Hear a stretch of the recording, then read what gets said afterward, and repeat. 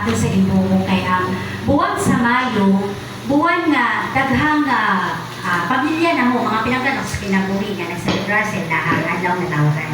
Akong mama, akong May 4, ako export karong May 15, ako pagkumangkod May 16, halos giurot ang buwan sa Mayo. Dili kay Abril, no? Sa Praise God.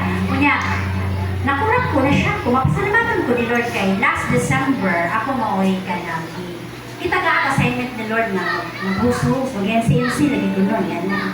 So, glory to God na nagpalang puson. So, karoon na hingul na ako. Ako pa yung sihon. Glory to God sa 70th birthday. Lord, mga bigating mga tao. Inana ba? Sabi ko, Lord, salamat sa oportunidad. Tungkol sa kayo niyo mo na experience na.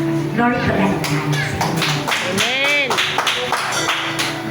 Praise God. Salamat po sa Ginoo kay ako kung atong bisita gikan sa Singapore, sila pastor, and then atong bisita about sa promotion na isa ka sa Ginoo sa atong kinabuhi.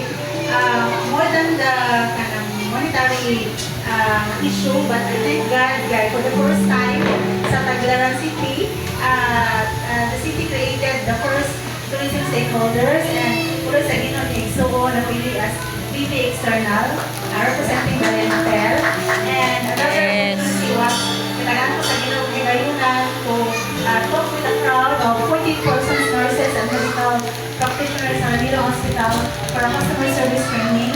More than that, hindi lang siya about sa pagkano, but growth within you, na hindi makuha ang imong growth emotionally, mentally, o spiritually na ang Ginoo hindi ay mag-improve sa atong kinabuhi, regardless sa status sa atong kinabuhi. And masama ko sa inyo sa birthday ni Kyle sa May 5, o birthday ni Mama Nene Ugma.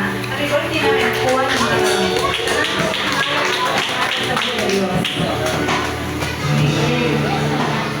Amen. Thank you sa tanan. Salamat sa Amen. sa Bida, sa Consol, sa family. And unas tanan ako pasalamat ko rin na Diyos kay hindi ko katuwagin daw na bilang years grabe ang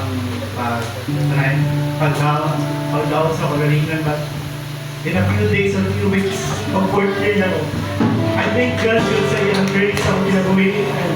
Salamat ko sa Ginoo sa pag-sustain niya na ako even sa financial na nag-visit me. I thank God kay Lord. Ako nag-i-claim Lord yung mag-OGK na ako. After sa OGK Lord, makasabaho na dito.